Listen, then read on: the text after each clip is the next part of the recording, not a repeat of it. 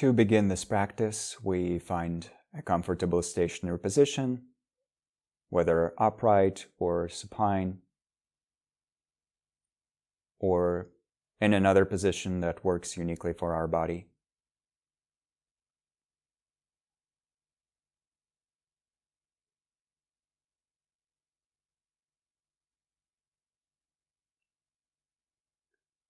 We allow our breath to move naturally, without any control from our side, without any attempts to hold the breath, to make it more forceful or more shallow.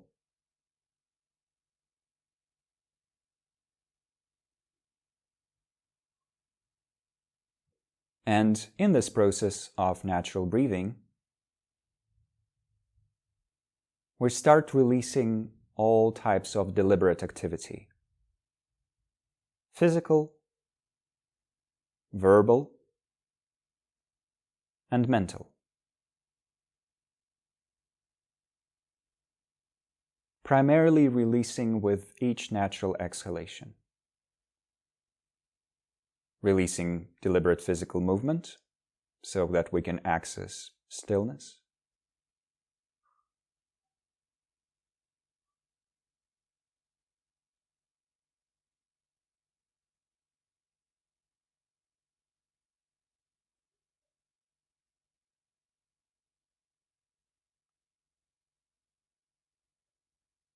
Releasing not just our outer speech, which is naturally silent already, but also the inner speech of the mind.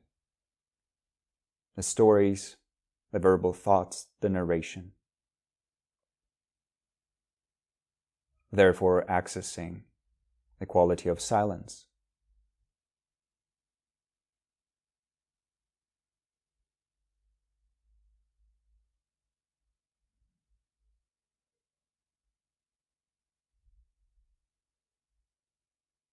And releasing the need to identify ourselves with different expressions of mental energy, therefore perpetuating them.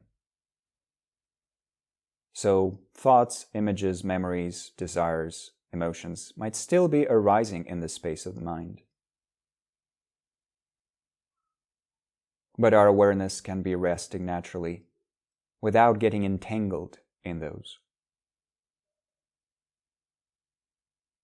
More and more spacious.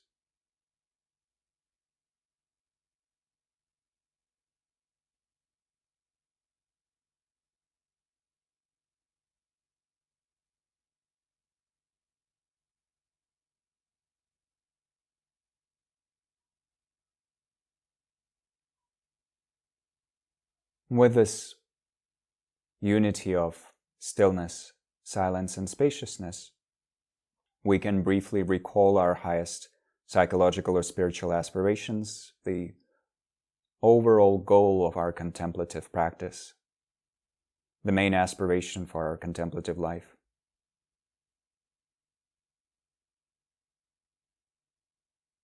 And with that, to find more inspiration for any sort of meaningful activity that we might undertake, including EcoDharma and associated practices, we can take a moment to think of the 3 lineages that we might find inspiration in.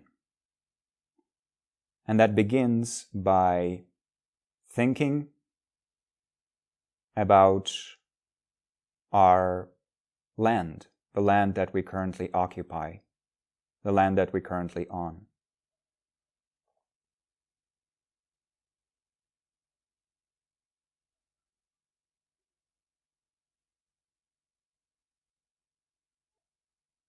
Thinking about the people and other types of beings that lived in harmony with this land, perhaps for many generations, many hundreds of years, many thousands of years.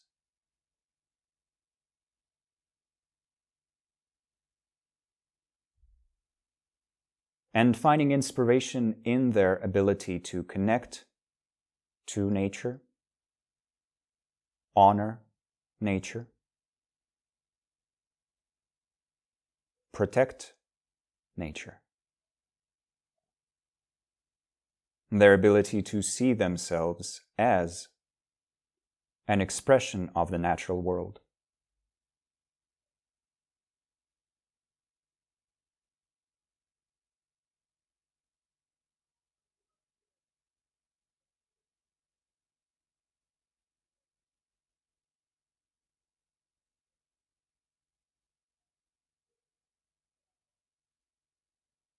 Allowing that inspiration to flow into our heart and mind, reminding us of the qualities of harmony, balance, resilience, openness, respect, nourishment, and so forth.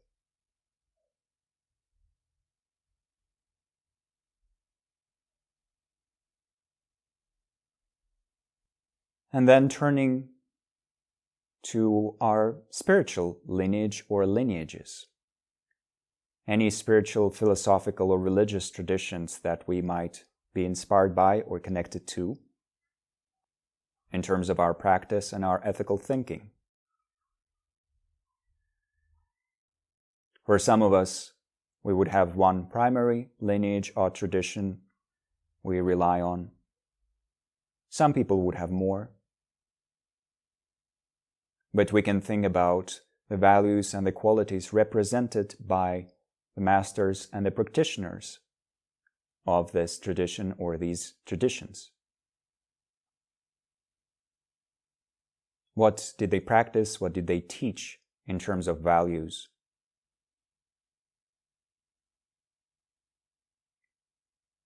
And so as we bring these values and qualities to mind, we invite the inspiration, the nourishment,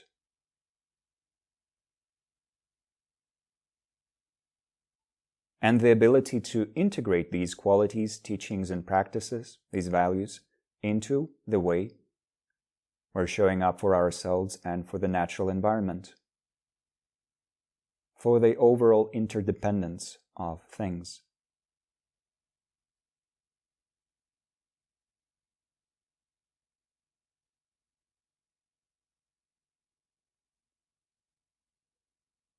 It's almost as if we're saying, may I be inspired, and then opening up to receive that nourishing inspiration.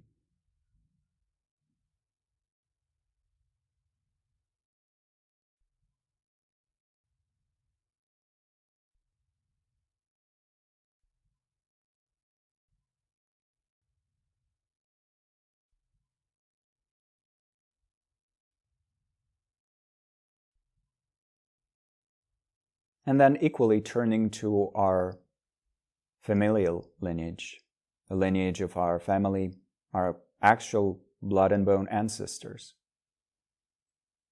Knowing that for us to exist right now, they had to possess and practice and exercise a great degree of resilience,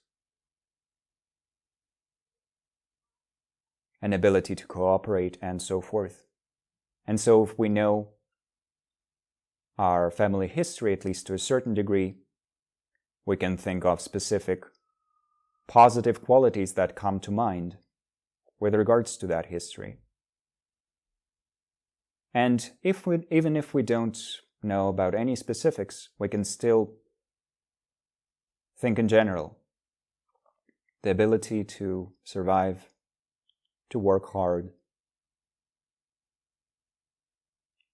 to take care of our loved ones, and so forth. All of that had to be there for this lineage to continue existing. And so inviting the inspiring aspects of that, not the problematic history, not the trauma, but the positive qualities that were there, to inspire and sustain us and the EcoDharma work that we do, and in our life in general.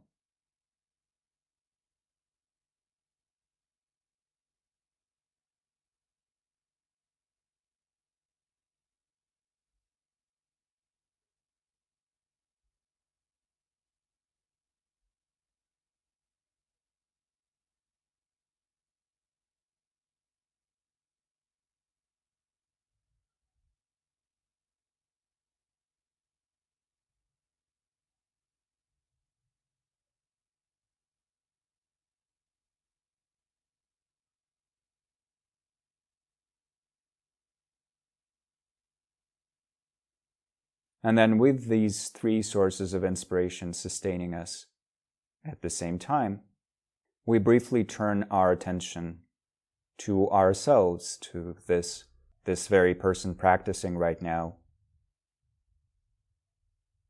recognizing that we also possess some positive qualities, some skills, some types of courage that we can rely on. And of course, these qualities can be cultivated or uncovered to a greater degree, but we already have some inner resources.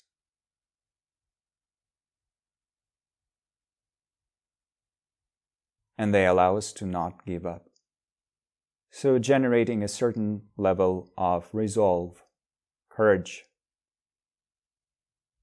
certain commitment to be doing what's right in terms of our wisdom and compassion.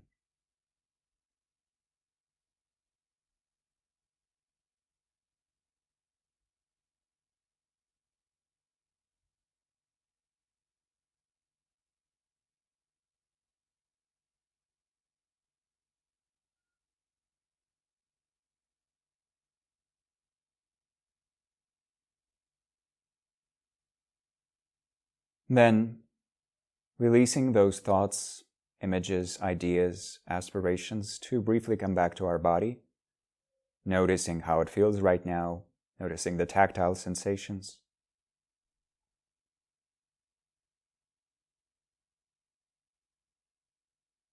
Dedicating the energy of this practice, of this meditation, to the fulfillment of our highest aspirations.